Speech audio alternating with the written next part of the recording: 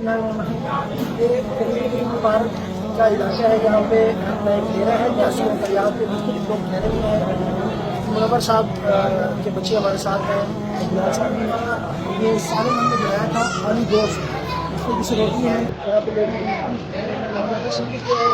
मस्जिद में तकसीम कर रहे हैं। और आगे भी हम चावलों का जो है ना जो इंतजार है, चावलों की जो लेकर हमने मंगाई इंशाल्लाह जैसे वो तैयार होगी उसका